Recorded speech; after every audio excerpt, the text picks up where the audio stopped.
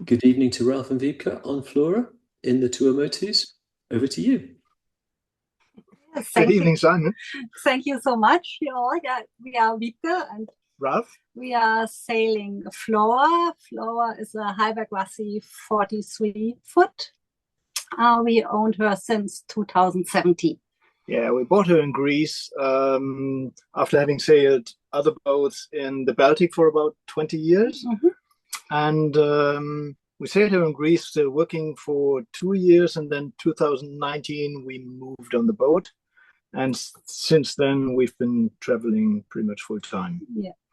So our way to Alaska, just to give you a short overview, as we said, we started in Greece. And then went through the Med, pretty much the classical route. We went to Madeira, Canary Islands, and then down to Cape Verde, where we stayed about a month, visited several islands. And then we crossed in December 19 to the Caribbean and went up there a little bit in the southern the part. Lesser Antilles. And then covered it while we were on Antigua. Mm-hmm.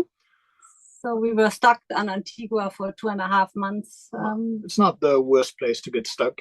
No. But with hurricane season approaching, people were getting a bit nervous. We were lucky we had the visa for the US and we wanted to go to the US anyway. So we went up to the US East Coast. Yeah, we went directly to the Chesapeake Bay and then we kept sailing north. So we could have flown home, which we had planned to, but we couldn't come back to the boat. So we skipped that and kept sailing. Yeah, so we sailed to New York. Anchored at the Statue of Liberty, which was one of the highlights. Yeah. And then went on further north through Long Island Sound and all the way up to Maine. Yeah, Canadian border was closed, so we turned around and went back to the Chesapeake, and after hurricane season, back to the Caribbean. Yeah, we joined the Salty Dog for that. It was like Vasilacious, who had the speech last week, so that was nice. And then we sailed the Caribbean for a second season. Yeah, the bigger Antilles like Puerto Rico and Dominican Republic, stayed about 2.5 months in the Bahamas, Ragged Islands and rest of the Bahamas, and back to the US East Coast. And then from there all the way south to Florida, to Mexico, and then to Panama. And there, like, our sail to Alaska starts in that year. Yeah, the sail through the Pacific to Alaska starts there. Actually, that was the year when we sailed the most, about 11,400 miles. But that was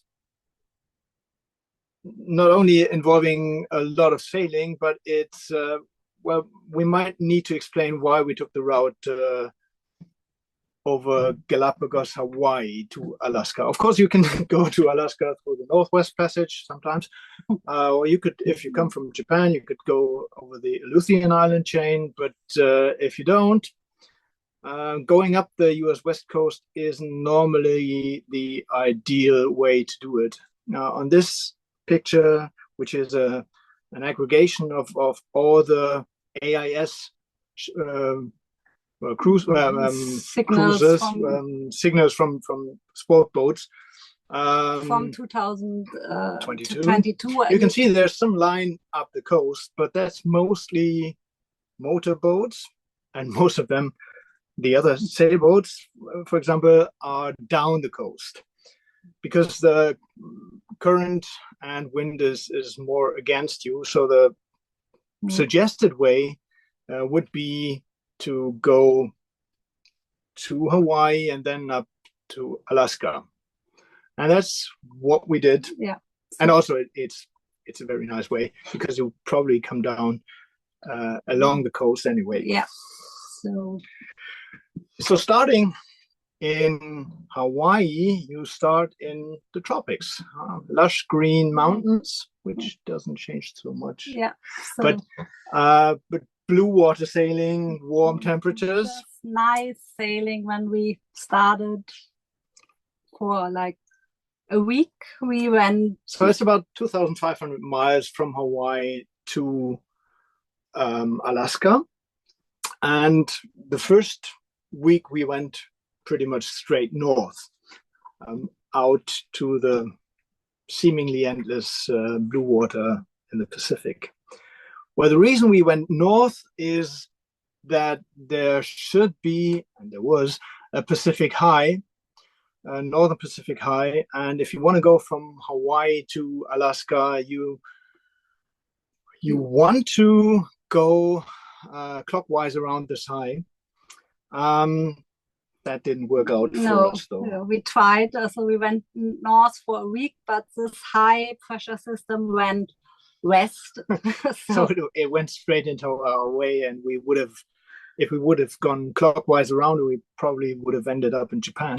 So we took a shortcut through the southeastern corner at that time of the high pressure system, motored for a day. And then we had wind again, but that also, you see it in this picture, north of the high, you normally have some low pressure systems, and you can expect to encounter at least one or two on your way to Alaska. So we saw this one. Yeah, well, actually, the shortcut we took also meant that we wouldn't go to Kodiak as we had initially planned, but we went to Southeast Alaska, still meeting this low pressure system, but the center of it was about 50 knots. So we moved pretty much directly east for a day. You can see it here a little bit in the picture. So we avoid the worst, I would say. Yeah, it wasn't too bad actually. We got 40 knots of wind from the back, and only for a night. The waves were building up, but so it was like 3 meters. The next day we had 4 meters. But it wasn't too bad actually. It was very doable. Well, on the way to Alaska, after we had taken this shortcut, weather changed pretty much. So it would turn gray, it would turn foggy at times, rainy. We were happy that our boat is equipped with a cockpit tent, and that we can sail the boat with the cockpit tent put on. Yeah, that was very useful. To be honest, the cockpit tent pretty much stayed on for the whole time in Alaska. Yeah. But that doesn't say so much about the weather in Alaska. But a little bit colder, as you can see here.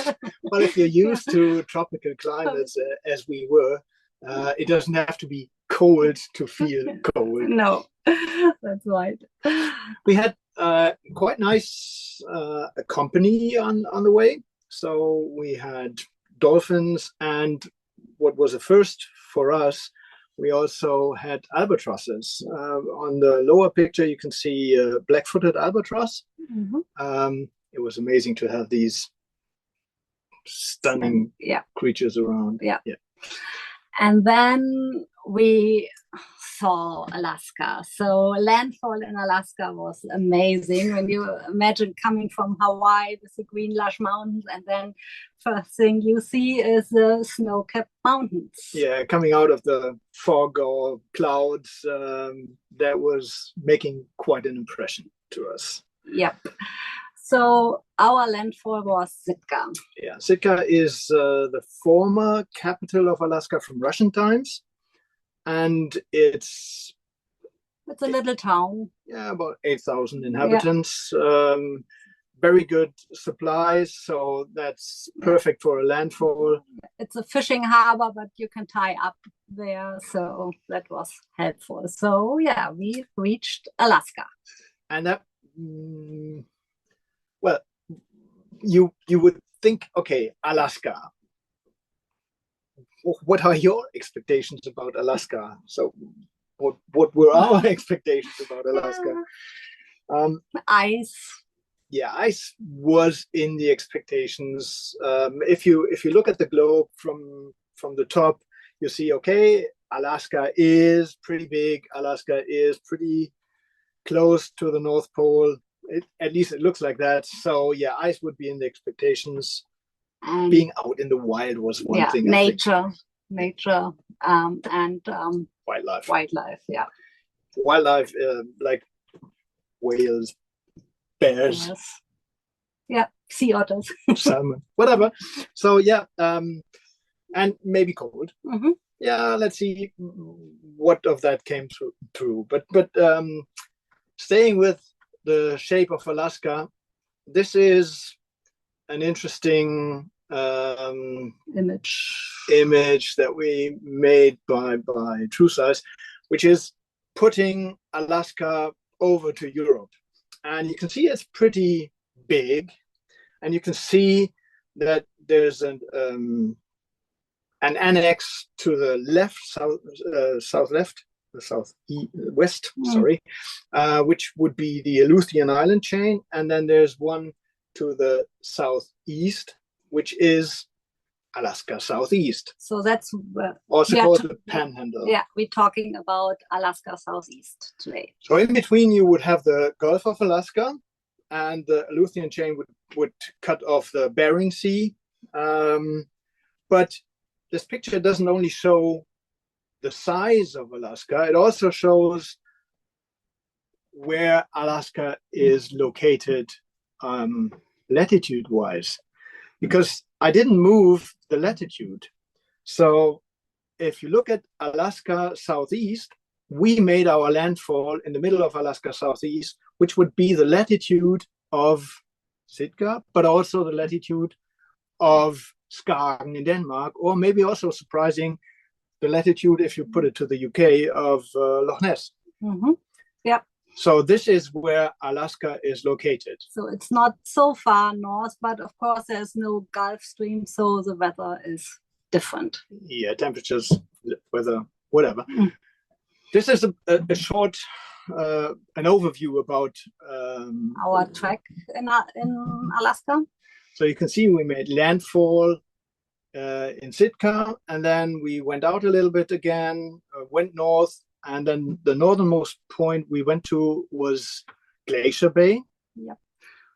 And then we zigzagged pretty much down the inside passage. Yeah. So what you see here, when you are in, you are protected from the North Pacific swell. So that's, which is very helpful. Yeah, very helpful. The inner passage is mostly calm, yeah. I would say. But you're not only protected from the swell, the high mountains also. Yeah, so you are also protected from the wind. So expect a lot of motoring up there in the fjords and if there's a downside of this, yes, it's the motoring. There was less sailing than we expected. Less sails up, more motoring. Mm-hmm. But that being said, that's just a little downside. Yeah, and so we don't want to guide you all to our way, but we thought we pick some themes more than places, what the places come to. Yeah. So what you one interesting thing we think is what should you bring or what should you get if you go to Alaska. One thing you don't need is very special ice equipment or an ice class boat or whatever. Southeast Alaska, you will see that is not giving you the need to bring this, or like endless landlines, shorelines. No, we have a heater on board. That's helpful. That we use the heater nearly every day. Yeah, it's a Scandinavian boat, so it comes with a heater, but it's not been as cold as we would have expected. No, but a little bit of rain.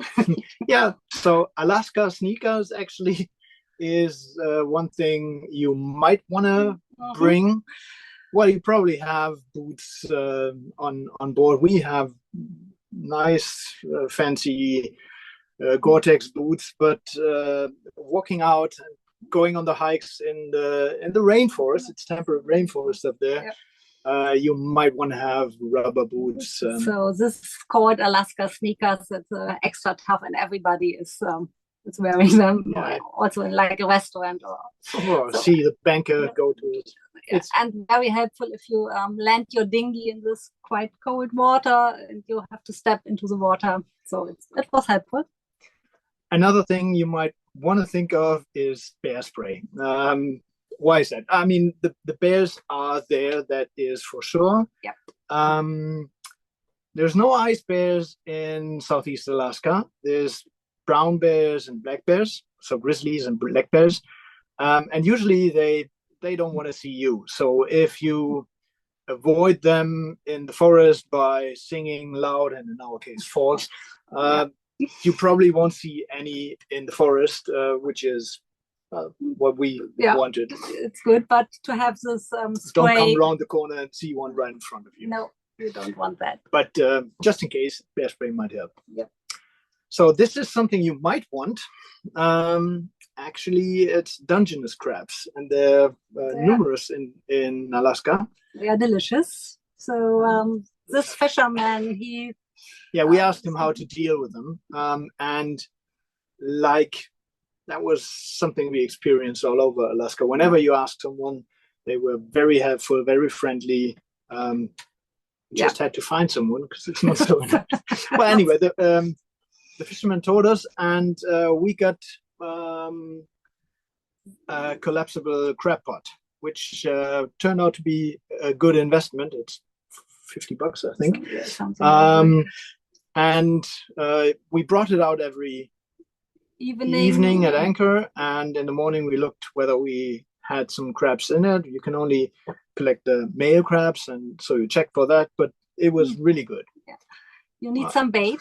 That's me getting bait out of a bin on the pontoon in Sitka, because the harbor master told us not to buy bait, but rather collect it from the fishermen. That's what they throw away of the salmon they caught. And then you have a nice meal. You cook them and self-made bread with cooking them is one thing we might want to mention. We didn't cook them in the boat.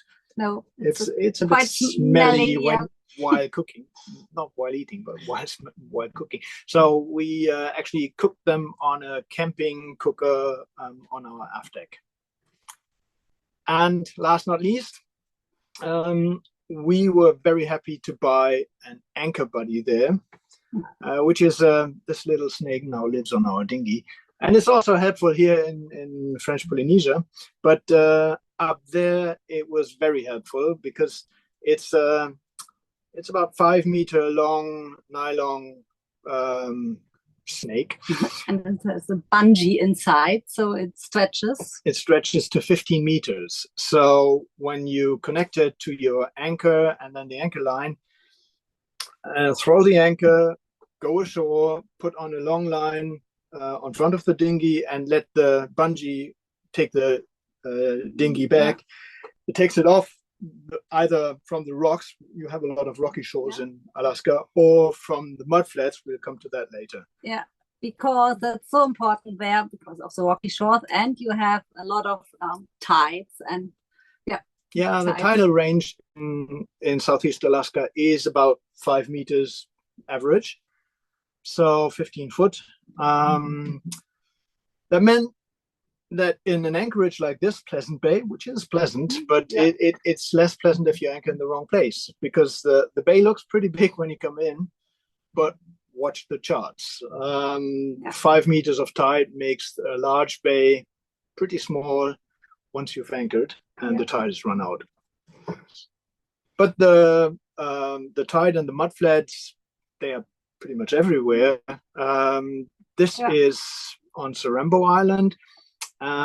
They also, this mud flat has a nice spring, artesian spring in the middle, but it also is, we remember it for something else, because that's the aerial view of our boat. It's anchored in 11 meters of water, but over 30 feet. And this is the outflow of the mud flat. So it was just amazing color play. So this is in a harbor. You also, of course, have the tides, and they have this tidal grids. This is Wrangell, actually. Yeah. Small town, 800 inhabitants, but wherever you have a harbor, you have a tidal grid. So that might help you depending on how your keel is configured. If you have to do something on your propeller or so, you can use this tidal grids. Tides and narrows. So here we have an example of some narrows. Yeah, we just talked about Wrangell, and the Wrangell narrows, they go from Petersburg down. That's the red line in the middle. It's about 21 miles long, and it's one of the three ways, if you don't want to take the whole way around through Frederick Sound, if you want to go south. And well, the narrows also came, of course, with a lot of current. Yeah, and so we had about 5 knots of current in the Wrangell narrows. So you have to time your departure from Petersburg just to get out of the berth in Petersburg was not easy. Whether the furthermost right or east it's Dry Strait. And Dry Strait is living up to its name. It falls pretty much completely dry. So you might not only with local knowledge maybe, but so normally not. And Rocky Pass on the other side, further to the west, is also living up to its name. We avoided that and we went through Wrangell Narrows. Now the funny thing about all these three is you have like Wrangell Narrows are 21 miles. So you would think you could do it on one tide, especially if the tide is with you.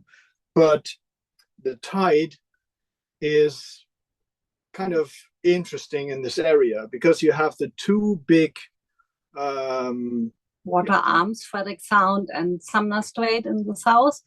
And both are, of course, tidal. So the tide runs to both sides. So if you go through Wrangell Narrows, you want to time it that you go to the half of it with the tide running with you, and then the tide changes, and then you go the other half with the tide with you again, but on the outgoing tide. Yeah. So it's a bit more complicated. The best thing you can do is ask the locals for when to leave, and they would tell you. It's been amazing all the way. Whenever we asked the locals, they were so helpful and so friendly. So one of our expectations was wildlife, and for sure. And the wildlife in Alaska, I'd say, great. Yeah. One of the highlights for Alaska, us, yes. So whales, here you have a humpback whale, and we really saw humpback whales every day, several times. Most of the days. So you would see the back of the humpback, or you would see the fluke when they start going down for a deeper dive, and then sometimes you would see a couple of them, and if they would show their flukes all at the same time, then something was going on. And so then you maybe lucky to see them feeding. Now this is the open mouth of one humpback. And then the second humpback next to it already going down again. You can see the birds over the whales, and often you would not even see the humpbacks first. You would see the birds first, and then think, okay, there might be humpbacks coming up there, and sure enough, they were. And when you are really lucky, you can see this. So we saw that 3 times. That's 15 to 20 humpback whales hunting together. It's called bubble net feeding because that's pretty descriptive of what they do. They all dive down at the same time, and then an experienced female choreographs what they do. They let out bubbles, and these bubbles form like a spiral, a curtain that the bait fish won't go through. So they are trapped in this spiral going up to the surface. Yeah. And after they completed the spiral, they would all come up at the same time in this, and so with open mouth. Yeah, you all saw them coming up and going for the fish, and the birds, of course, were also like excited. And so impressive. Yeah, that was very these very huge creatures, so choreographed, organized, feeding together. That was great. Well, big creatures. These are stellar sea lions. So sea lions are huge creatures anyways, but the stellar sea lions are a number bigger. Yep. And they're found plentiful up in the north. They are also smaller, but not too small creatures. So this is a dragonfly, also quite big. And then one of our favorite creatures, the sea otters. So here you have a lot of them together. That's it's a raft. It's a raft. So sea otters. This was in Glacier Bay. So sea otters tend to raft up. It looks like they're holding hand. They are so cute, and often they have their babies on the belly. Yeah, sea otters. They are about 1.50 meters long, 5 feet, and just 1 foot is tail. So the tail is not so big of the creatures. But the fur is very. It's the most dense fur known, and that pretty much nearly led to the extinction, because it was the reason why the Russians went over to Alaska was to get the fur of the sea otters. Yeah, but they don't have fur on their on the hands or paws, whatever. So often they put them out of the water into the sun to warm it up. So that looks very, very cute. Having the sea otters float around you pretty close. Yeah, some we had like the whole afternoon around the boat, and we were taking pictures. And they were playing around. And then just getting, these are quite intelligent creatures. So they use tools. Actually, they have in a pocket of their fur, of their muscles. Actually, they have a stone, and they put this stone on their belly. And when they go for like crabs or seashell, they crack it on the stone, which they carry with them all the time.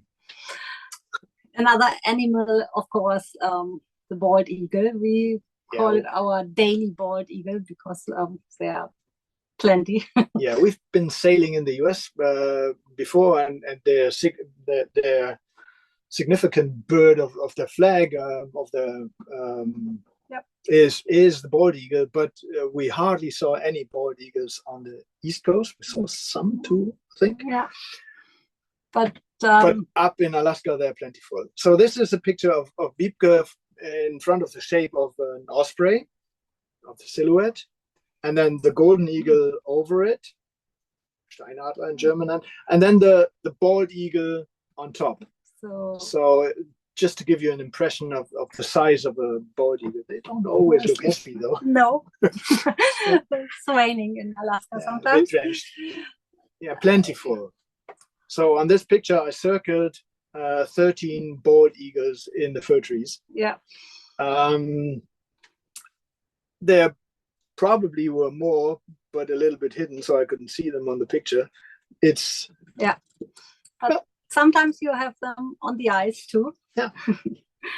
Yeah. So, and then of course, bears. Yeah. The bears, the brown bears, the grizzly bears. This is in an anchorage in the tidal zone, and that's I'd say a usual sight. You don't see them always, but there's a good chance of sighting brown bears in the tidal zones. They walk the tidal zones and turn over the bigger rocks. Looking for shells and crabs. So this is like beginning of the season. You can see the slim bear. It's quite slim. So the salmon season was not in full flow at that time. So they were still searching for the harder to get food, actually. Yeah, but that makes it easier to see them from the boat or from the dinghy. Yeah, and it's either in the meadows, because they also go for grass if they can't get anything, and for berries. but then you would also have them in the tidal zones. And one interesting thing is when you're in your boat or in your dinghy, you can be pretty close. I mean, they can swim and they swim fast, Yeah. so be careful. But when you're in the boat or dinghy, you're not interesting to them. Yeah. They look at you, they recognize you, but they don't care because you're on the water. Yeah, and normally there's nothing dangerous coming from the water for them. So here it's later in the season, and they are already, yeah. Yeah, well, we stayed about a good 2 months in Alaska Southeast. This is when salmon season was already in full swing, and that meant, okay, the bears are feeding easily. Yeah, so this is in Peck Creek. That is a special place to see.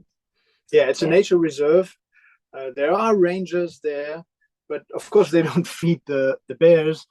They pretty much do nothing with the bears. They just are there to tell you what to do or what not to do, which is very helpful. Mm-hmm. And you see the bald eagle in the meadow in the back too. It was helpful to have the ranger when this mother with 2 cubs came really like 10 meters. So the viewing area is just like 4 logs laying on the ground, building a square, and we were sitting on these logs and looking towards the river. And my camera was clicking like crazy for the bears down in the river when the ranger tapped me on the shoulder, and I turned my head, and this mother with 2 half-grown cubs was just behind us, like 10 meters, but she didn't care. Oh. So she walked into this little river, and she walked through the creek. The cubs had to swim, and when they had ground under their feet again, they started fighting and playing, and so it was impressive. We looked like, I think, half an hour. We looked for them in the meadows. They were playing around, and after they came along, they walked over to this meadow behind, and the mother caught some salmon on the way, like just passing by, and they played with each other. It was amazing. Yeah, it was very cute. Salmon, of course. Yeah, talking about salmon. So there's 5 different sorts of salmon in Alaska, and this is the sockeye salmon, but all of them change when they go up the river. So you wanna if you catch fish them before while they're still outside. You don't want them when they are in the river. They turn into like salmon zombies. It doesn't only look like that. They really change their shape, their color, even lose the scales and get a leathery skin. The taste is supposed to also change. We didn't try that. No, but it's interesting to look at them when they are going up the rivers and really jump high over those little waterfalls. Yeah, that was amazing.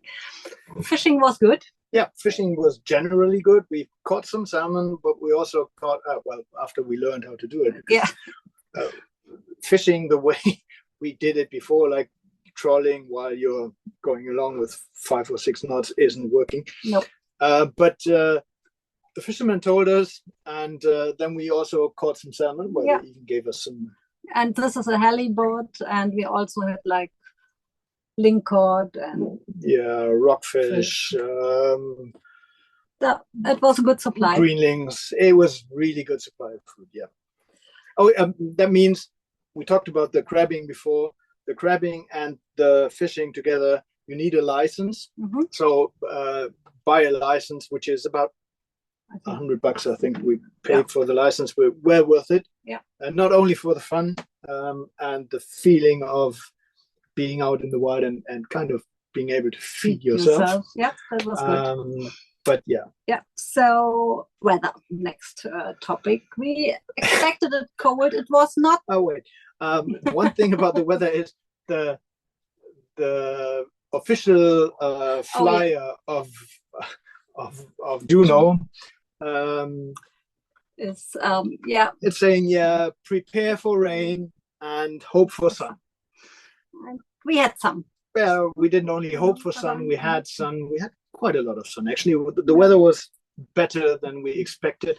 It was normally about 15 degrees At during daytime, the day. So, and at nighttime there were few nights that we had less than 10 degrees centigrade. So- So the temperature was between, let's say, 50 and 60 Fahrenheit. So that was pleasant. Some fog. Oh yeah, well, something we forgot to mention with the equipment. Radar for sure is a good idea. Yeah, because you will encounter fog, and one problem in the fog is you have a lot of logs. So this is wood Well, trees. there's so much forest around. There's logging going on, but there's also trees falling into the water in the tidal zone. So you have a lot of trees and logs floating. At daytime, that's not a big problem. In fog, it gets a problem. And for us, it was the reason that we, in the inner passage, we didn't sail at night. So you don't always have, at daytime, you don't always have birds kindly marking the logs. And if there's a little wave, then these logs are hard to spot. Yeah. Normally, the fog is lifting during daytime. Yeah, during the morning. At noon, usually the fog is gone. And of course, it also makes for great pictures. Yeah. Well, you can see our crab pot out there. Out there, the little thing. Something interesting we didn't expect. It's some. Yeah, there are no cleats. Whenever you come into a harbor or to a pontoon, wherever, there are no cleats as we knew them. Yeah, there are bull rails. This is a wooden structure here on the pontoon, and you just put your lines around that. You have one special thing about Alaska Southeast, or Alaska in general, is you have a lot of public docks, and in places you wouldn't expect them. So you can tie to these public docks, and they are like, this is in Taku Harbor. South of Juneau, and it's just in the middle of the bay. It's tidal, so it's nice to have a floating dock. And sometimes like this, it's not even connected to land. Yeah, and there's no village or whatever in this bay. It's just a public dock. Yeah. This one, it was. Another one, and it's connected to land, but there was a little hiking trail there, but nothing else. Yeah. So it was very convenient. It's also a shelter for the fishermen, of course. But you can easily use it. Very convenient. Yeah. Not so convenient is sometimes the kelp. Yeah. If you anchor, be aware of the kelp. It's not convenient for anchoring, but we found most of the anchorages pretty good holding. Yes. So it's not kelp everywhere, and you can easily normally see where the kelp is. It even is helpful in places like on the right picture, which is Porcupine Bay. You can see the kelp in front of the island, and you can also see that there's a passage between the island and the land where there is no kelp. And that's deep enough, so it helps you to find your way in sometimes. Because the kelp always grows on the rocks, so the deep passage is where the kelp is not. So that was helpful. Yep. Ice and glaciers. One of the reasons to go there. Huh? Yeah, one of the reasons to go. And there are glaciers in Alaska. So this is Glacier Bay. Well, there should be glaciers in Glacier Bay. Huh? Yeah. But actually in Glacier Bay, there are 23 glaciers. Not all of these glaciers are tidal glaciers, which means they reach the water at high tide. Mm-hmm. But could be hanging glaciers in the mountains. But just when the first Europeans came there, Glacier Bay was solid ice. There was no water there. But that was in the Little Ice Age, which also drove the Tlingit that lived there out of Glacier Bay. Mm-hmm. So they moved to Hoona, south of Glacier Bay now. We were lucky with the weather when we were there. Yeah, we had to be, because it's the Mount Fairweather range. It's the Mount Fairweather, pretty high. It's about as high as Mont Blanc in the Alps. So imagine you could sail and go pretty much directly to Mont Blanc. It was impressive. Glacier Bay is quite deep, 60 miles. And a good 60 miles deep. And it's got several arms, and several glaciers. Yeah, so we went in, and this is one glacier. This is our first tidal glacier. So it's reaching the waterline. You can go quite close. So Lemplough Glacier was our first tidal glacier, and we went quite close. The picture is not giving the right impression, I think, because you're not allowed to fly drones in Glacier Bay. So the picture was taken from the dinghy. So I'm driving the boat, and Ralf is in the dinghy to take pictures. We were alone there. The glacier is about half a mile away. So the front of the glacier is about 200 feet, 70 meters high.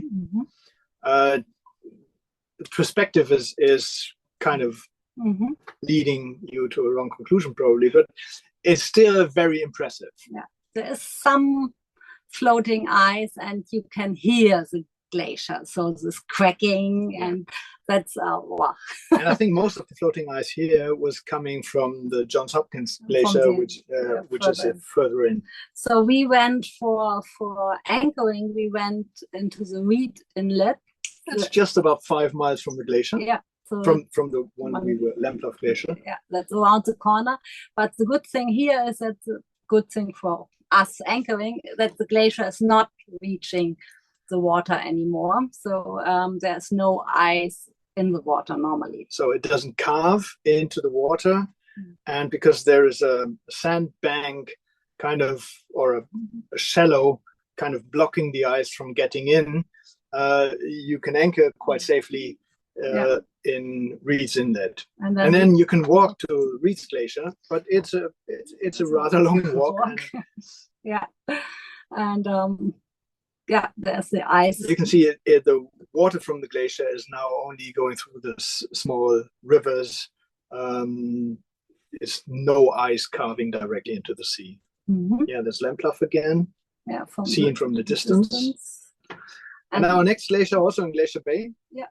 Marjorie Glacier, there were more ice in the water, but we also came close, like half a mile. We were lucky again, we were there alone, and when we left, one cruise ship came. So in Glacier Bay, there are allowed, I think, 1 or 2 cruise ships a day. So sometimes per day.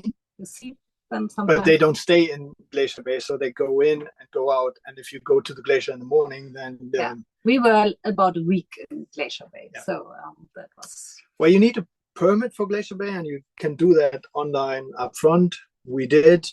It's cost-free. It just limits the number of boats. 25 boats are allowed in 2 cruise ships per day maximum. But it's a huge bay. Yeah. There are not only glaciers in Glacier Bay, but also this is south of Juneau, mainland, Tracy Arm. So this is kind of a typical fjord.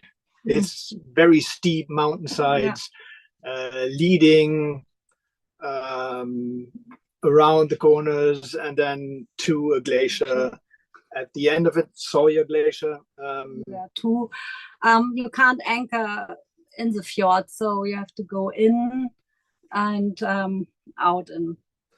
There's just one anchorage in Tracy Arm, which is at the very entry of Tracy Arm, and then you have to go like 25 miles in and 25 miles out again, so 50 miles that day. You tend to do it with the tide because you don't want the ice floating towards you, so you go in with the upgoing tide, with the ice also moving with the tide, and out with the outgoing tide. which kind of limits your stay. Yeah, so here Ralf is pushing some ice to the side. Here you see the glacier in the back. We went further in, but not all the way to the glacier. But this is not Glacier Bay anymore, so drone flight is allowed. And you can see Sawyer Glacier in the back, but with the tide turning, we decided to call it a day and go back to the anchorage. And on the way out, you have a lot of waterfalls. So that's beautiful landscape there. Yeah, that's another picture there. So that was about furthermost we went and then we turned around. Yeah, the anchorage in the entrance, you see some ice here, some bigger pieces of ice, but they were all grounded, so there was no ice floating in at that time. These were all grounded bits of ice, good to take some ice for your evening drink, but we were there with another boat. Our anchors were our neighbors were taking their dinghy anchor to get some ice. Yeah, but it was not dangerous at night, so there was not so much ice. This is another anchorage. We went to the glacier. It's on the mainland, so like in the back of the picture. Interesting enough, you can't go the direct way around the island because there's huge flat areas, tidal flats around. And then you go into Le Conti. This waterfall is 780 meters, I think, altogether. So it's very steep and high mountains. Yeah.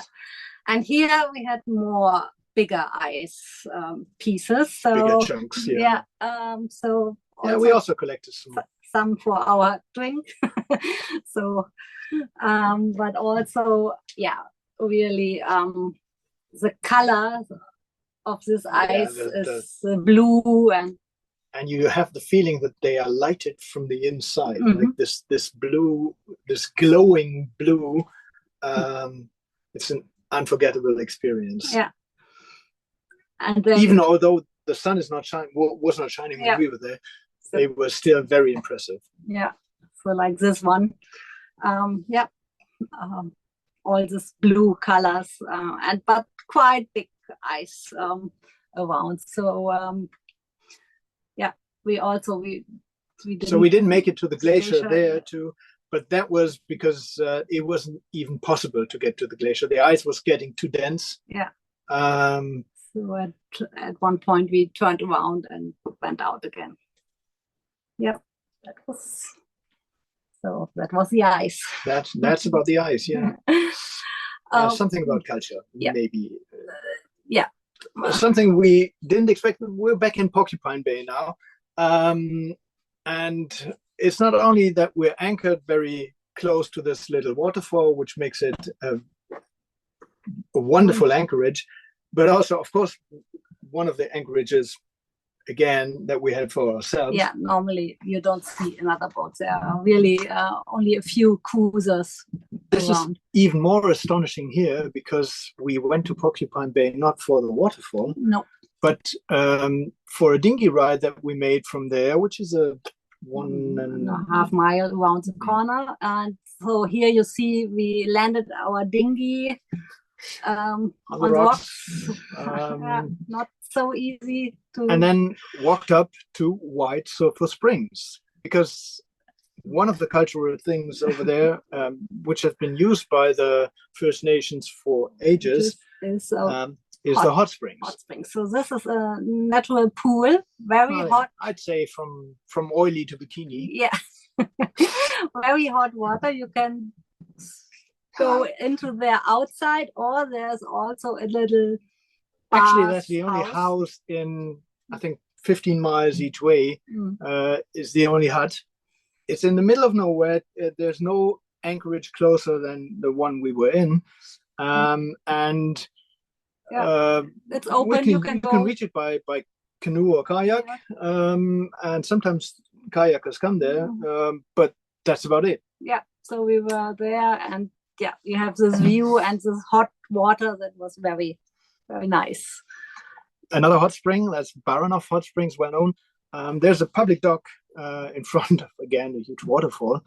Some houses, not Yeah, like 7 houses or so. something. And there's something different. You can have a bath tube. Bathtub, yeah. Bathtub. Yeah. Family-sized bathtub. You can.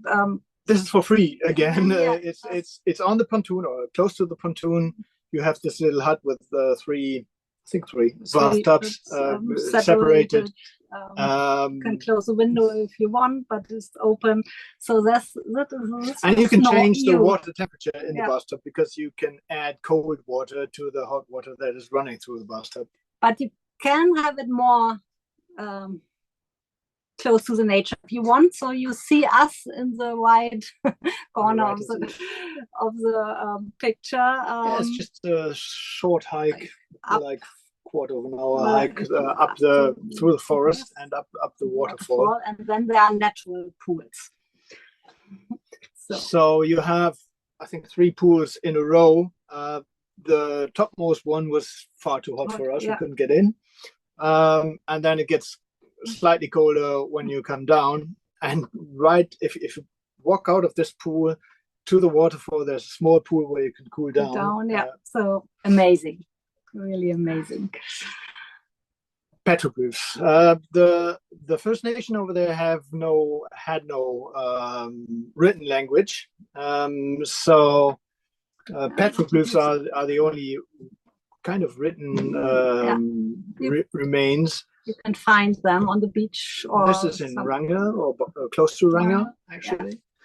Yeah. But more often, of course, the carvings were done into wood, like in the famous totem poles. Yeah, you see this a lot, especially in the native villages, but also in every town or village or museums also.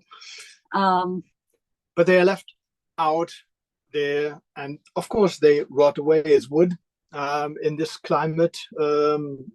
If they're not in a museum, they are made for going away after a while.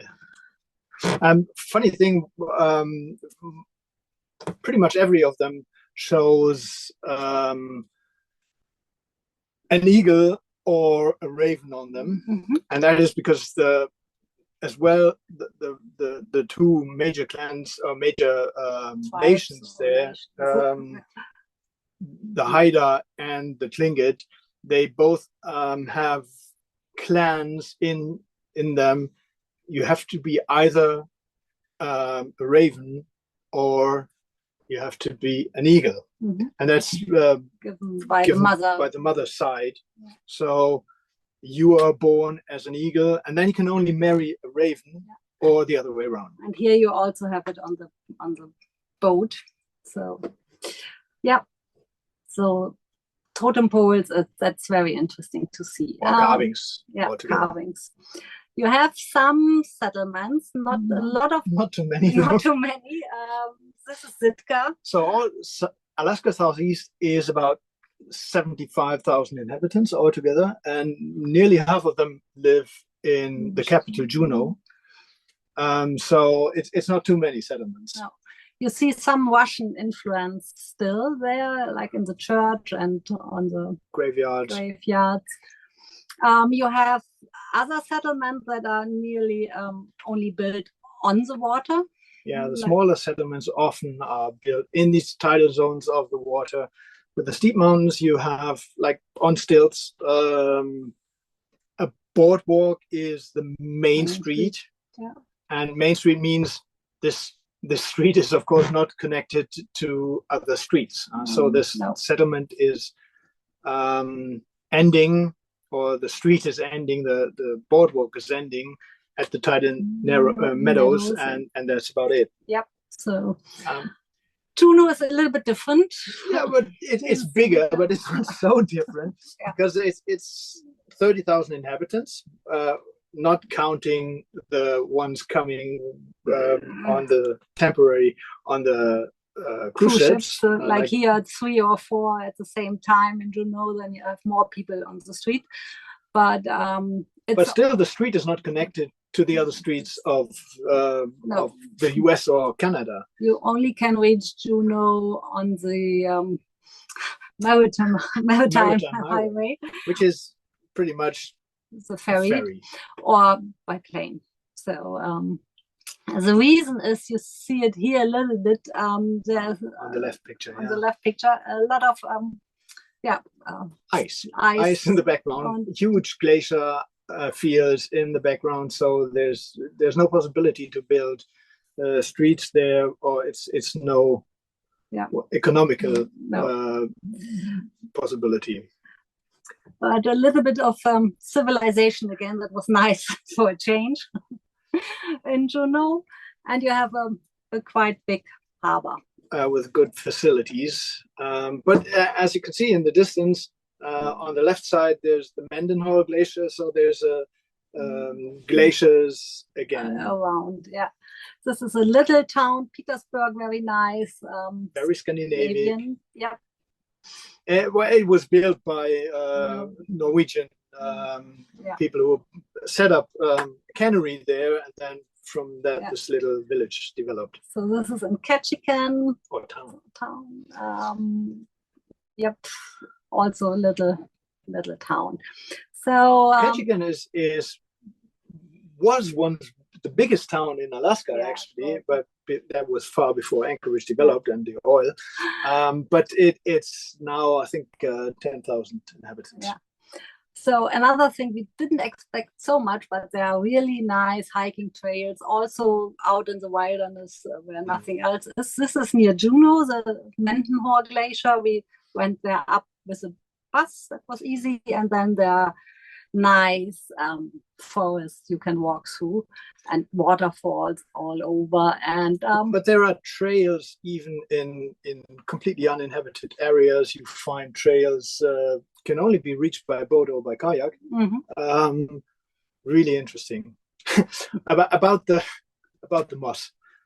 We have bought a book about the plants of the Pacific Northwest coast. It is called, I think. It's 200 pages guide, and there are 20 pages about trees, but there are 50 pages about different mosses. And so there's a lot of moss. It's a rainforest up there. Yeah, it's a temperate rainforest, so lots of lichen and moss. But and for hiking you might want some rain clothes too.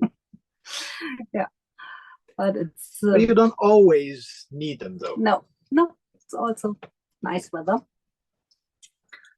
So here we are up over a lake, hiked up there, or you have the meadows where you can hike. That was even in Glacier Bay. There's hikes around Glacier Bay. Or here to a lake.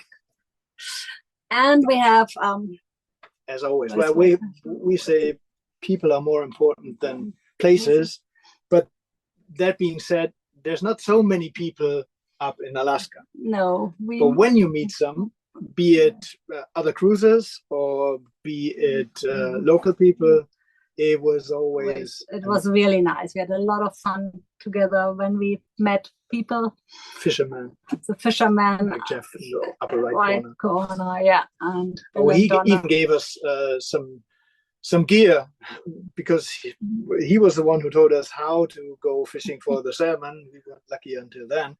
And it worked. It worked, and it's great. So I think we just left you with some more anchoring impressions.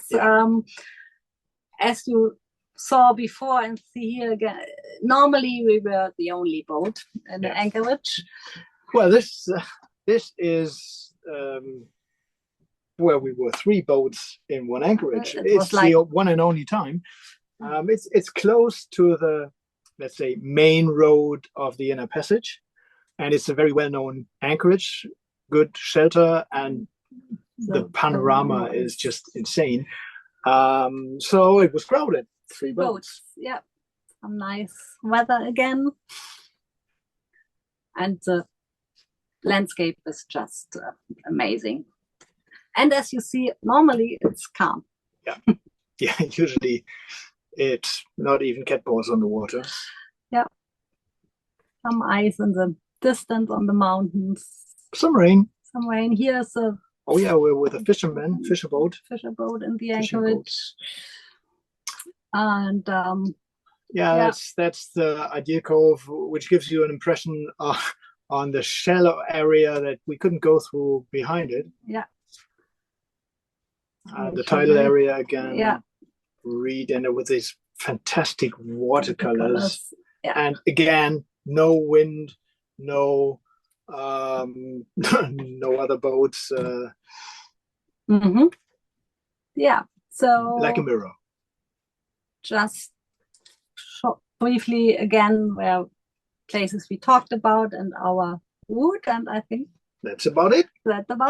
So our impression from that was our impression from Alaska. Alaska Southeast, as we mentioned. We are still very happy that we took the long route and did this deer tour. Yeah, well, we are often asked, what are the highlights of your tour until now? Yeah, and there are several highlights, but definitely Alaska is one of them. Yes, for sure. Yeah, thank you.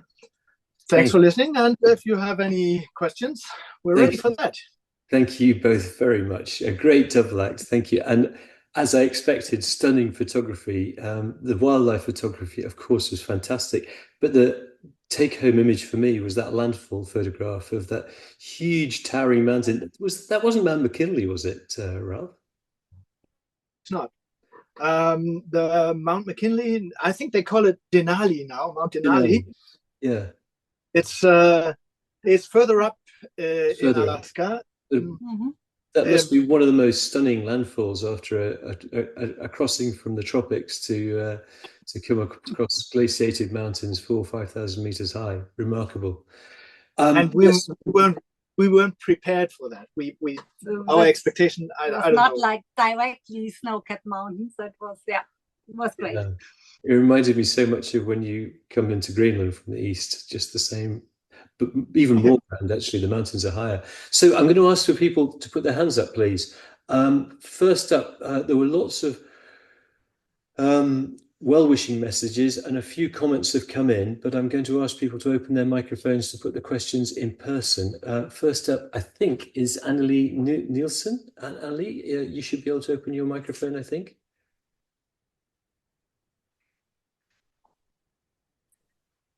Okay. Go ahead. Okay. Hello, everybody. Go ahead. Thank you for coming in. Annelie from Sweden, just located in Baltimore right now. Okay. It's cold here. So we wanted to know about the temperature of the water, for one thing, because our heater doesn't work below 5 degrees Celsius. And what more do you want to know? What time of year were you there? Yeah, what time of year were you there? So we arrived in mid-July, 11th of July, I think we arrived. We left Hawaii end of June, and it took us 17 days for the 2,500 miles. Water temperature... So we stayed until mid-September. Yeah. And water temperature was above 5 degrees centigrade, if you're not close to the glacier, of course. The temperature was, to us, surprisingly high. Well, we didn't take a swim, but no, it wasn't as cold as we had expected it to be. And one other thing that I forgot to mention, actually, we were afraid that it would be a lot of mosquitoes there. And we didn't mention the mosquitoes in the wildlife because there weren't many. So we didn't put up any screens or something like that. It was really good. Really good. Ralph, do you just want to unshare your screen so that we can get you full size on the screen now? We've got a question coming in from, I think next up was Paula Holland, and then we'll go to Hilary Logan. So Paula first, then Hilary. Hi, Ralf and Wiebke. Hi, Paula. How are you going in the tour? Motor's fantastic. I think my question has been answered, though. It was about biting insects. Okay. Yeah, biting insects. No, we didn't have any. Okay. We have Live? Is it Bildschirmübertragung stoppen. Yeah, we're trying to stop our. Is it better now? Yeah, I've got you. Oh no, it went off again. Okay. So no, surprisingly, no problems. We had some no bite, but we normally didn't even use it. Yeah, that's brilliant. Yeah, the person before asked the same question. So that was awesome. Well done, you two. Thank you. Thanks, Paula. Thank you. Hillary Logan's next, and then we have Frank. I can't see the surname, but I think it begins with Perk, presumably Perkins or something. But I'll find you on the screen. So we've been to his house. He was the sorry, he doesn't have coffee. Pussy only has iced coffee. So, Hillary, do you want to go ahead? And Hi, thanks, Simon. Good evening. We've been lucky enough to try and fish for salmon on Lake Superior, and I think there it was a matter of getting your dinghy out and trawling, or else trawling at a fairly low speed on the boat. I wondered what your secrets were to catching salmon in Alaska. Yeah, well, we were told, okay, you can use the same lures if you want to, and it's no problem. Yeah, you can use the same lures, but there's two things that we learned the hard way because we didn't catch anything before. Well, first you have to trawl at a speed that is so low that we can't even leave the engine in idle. So the speed for trawling is about 1.5, depending on the salmon, 1.5 to maximum 3, better 2.5 knots, which meant while we were trawling under engine, that would be gear in, gear out, gear in, gear out. So putting up a sail and just slowly drifting along, that helped. Yeah, if there's very little wind, then you can try it while sailing, but you have to go very slow. And second thing was the lure might be the same, but it has to be down. It needs to be at least 10 meters down. The fishermen there are using what they call these gun, but they look like cannonballs and downrigger, they call it. Yeah. So they have huge weights getting the line down. That's one solution. The other solution is having a sinker. So you can buy that pretty much everywhere there, and it's also including a flesher, which is the third thing that you would need. You have to have a flesher before your lure, which is just some reflection thing. And the sinker, it's a plastic device that lets the line down, and when the fish bites, the sinker changes position and leads the line up again. So this is helpful too. Yeah. And those are the 3 secrets that we were told, and that helped us a lot. Sounds perfect. Thank you. Thanks, Hillary. I think next up we've got Frank should be able to open his microphone, and then we'll go to, I think it's pronounced Thilo, and then we'll go to Adrienne, if that's okay. Hello, everybody. Hi. It wasn't mentioned to talk here, but some technical inconvenience give me the chance to say hello. Hello. Ralf. Hello, Frank. Ralf, hello, Wiebke. Yeah, spannender Vortrag. I hope you enjoy Christmas time. That's at the other side of the world, and we hope to see you soon here back in Germany. Oh, it will take some time. Thank you so much. Thank you. Okay, then. Keep the fingers crossed. Yeah. Thank you, Frank. Maybe not too soon back in Germany. Thilo, I apologies if I pronounced that completely. No, that is fine. Hey, this is Thilo here, also from Germany. I was just wondering, you mentioned you were motoring a lot. how much mileage did you cover by motor, and how was the fuel supply? Was it easy to get fuel? I assume yes, but maybe you give us a kind of an idea. Yeah, we pretty much motored all the time. Apart from the short passages where we drifted along on the sail to catch salmon. No, sometimes we could sail, but there was very few moments we could sail actually. So it was mostly motoring. If you have the outer parts again, when you're going a little bit more south, there are some parts where you are more to the open ocean again, and then of course it's better. But there are the fishermen all around, so you can get fuel in the little towns. No problem to get diesel anywhere. I mean, there aren't many settlements, but when there is a settlement, there's a possibility to get diesel. Yeah, thank you so much. Thank you.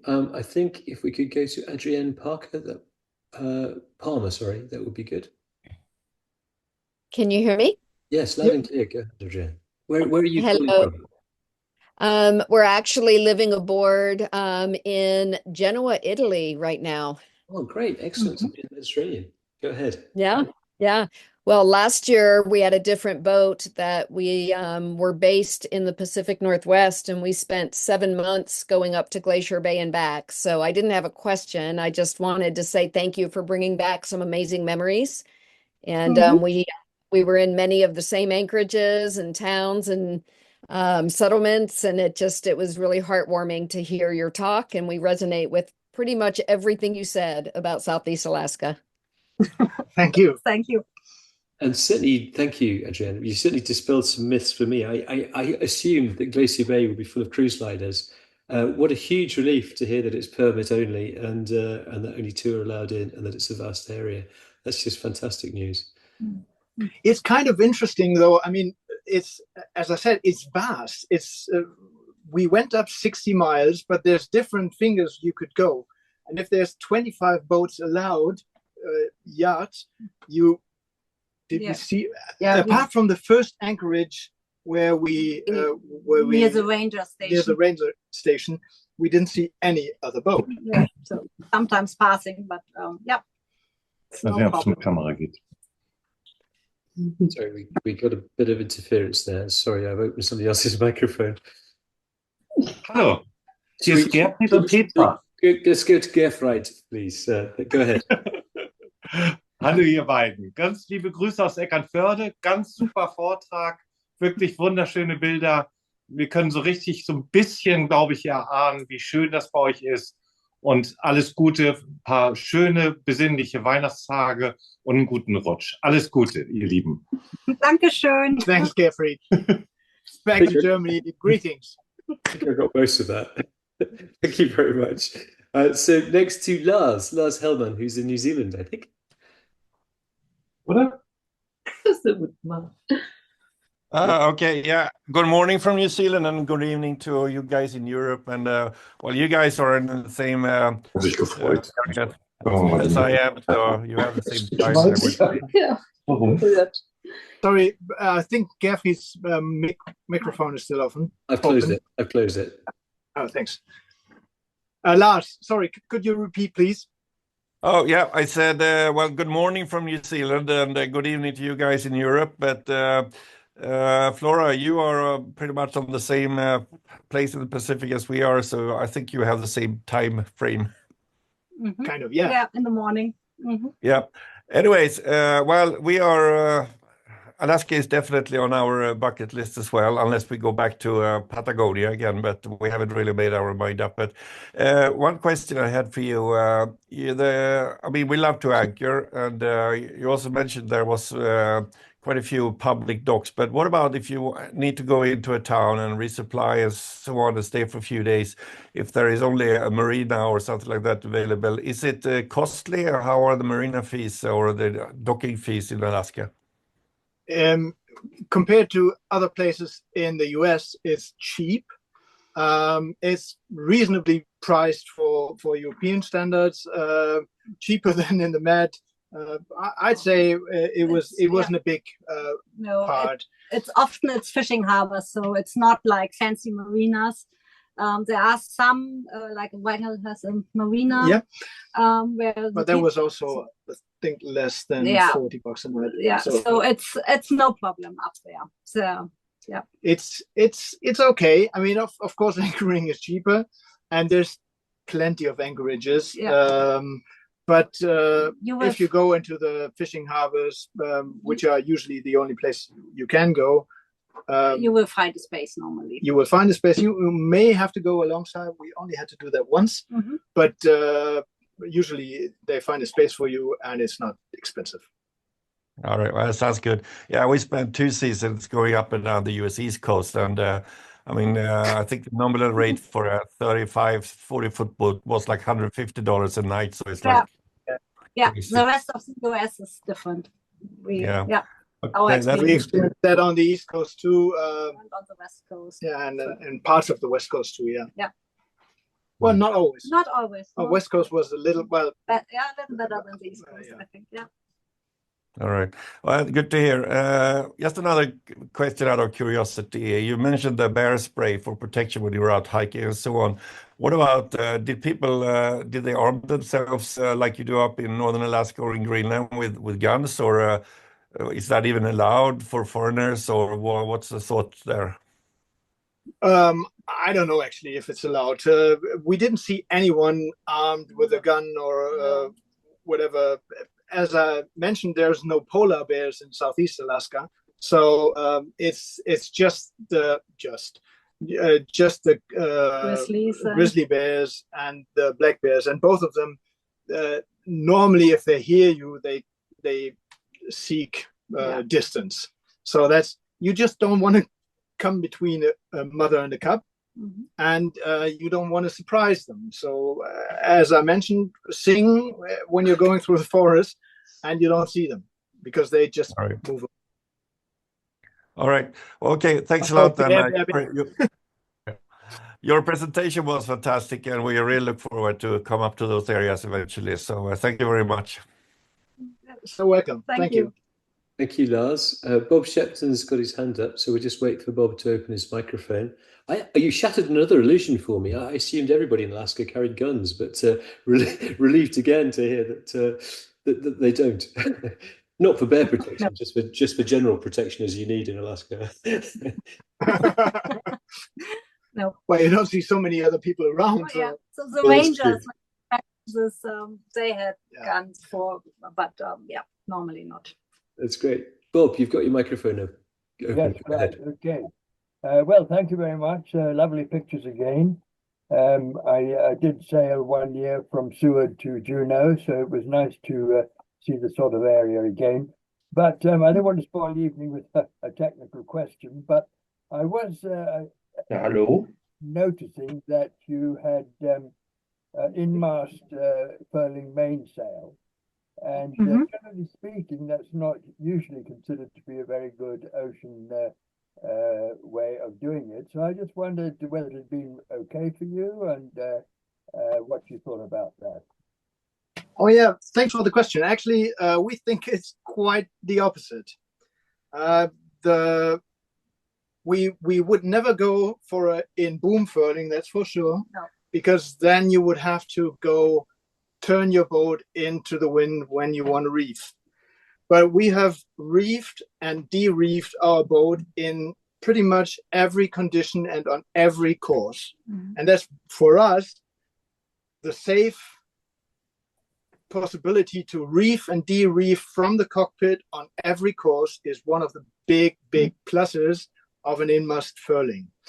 The thing with the in-mast furling is that the first in-mast furlers were quite unsafe, and the way the sails had to be made was also not ideal.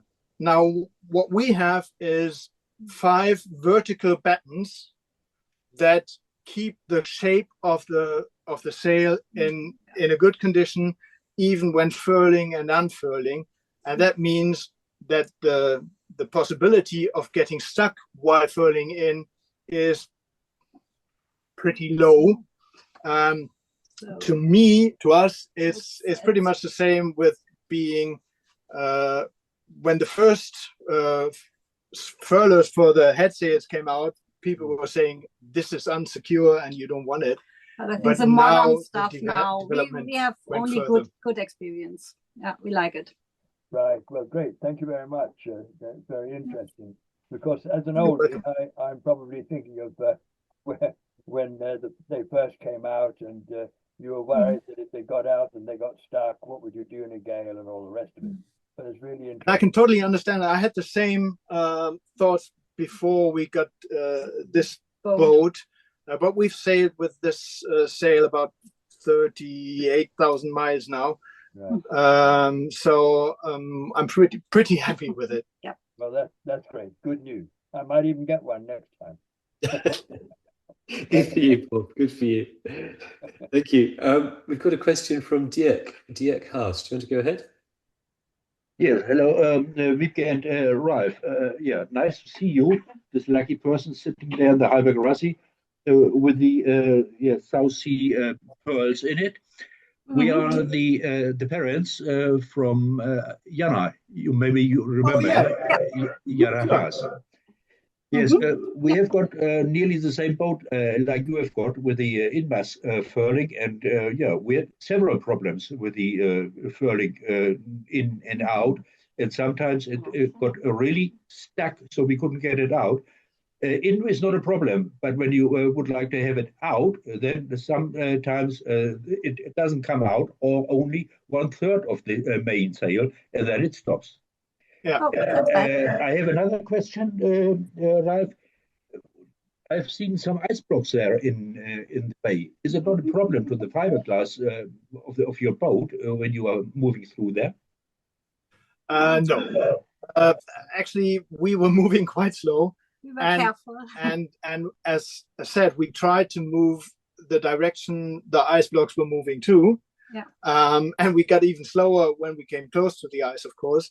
And also we turned around when it got too dense. Yeah. But that being said, if you don't crash on these little bits, there's pretty much no damage to be afraid of. If you go full speed, then a metal boat won't help either, as the Titanic showed pretty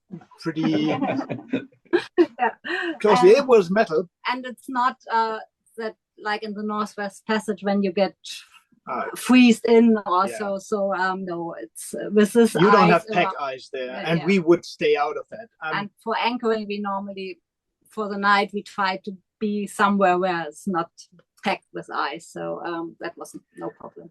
And to make that clear again, because maybe we didn't say that this clear, we went to the glaciers, but we always went only for a daytime visit and then went out again. So we weren't in the ice at all during the night, and we looked for the anchorages in a way that there was no ice floating in. And the ice in these fjords where the glaciers are stayed, actually, that's also a question of water temperature in summer, it stayed in these fjords. So once you were out of the fjord where the glacier was, there was no ice at all anymore. It's melted normally then, quite quick. Yes, so we are a little bit scared when the ice is coming, so we are taking our boats out of the water and bringing into the barn, so no problem with the ice. I hope we will meet sometime in Hamburg when you're back in Hamburg. That would be great. Thanks a lot for your report. It was really impressive what we heard from you. Thank you so much. Hope to see you. Okay, bye-bye. Greetings to Jana. Thanks a lot. Thanks very much. We've got Judith has got her hand up and she can open her microphone. Judith Jacobson, go ahead. Jacobson. Yeah, hi. I just want to say what a wonderful talk. Very inspiring. Giving me more places to go. And then I wanted to put in my 2 cents about the in-mast furling. When we bought our boat 14 years ago, we were really wary about buying a boat with in-mast furling. We were like, no, maybe we should change the mast. Maybe we should do something. We decided to try the in-mast furling, and we have been very, very happy with it. It's so easy to reef right from the cockpit.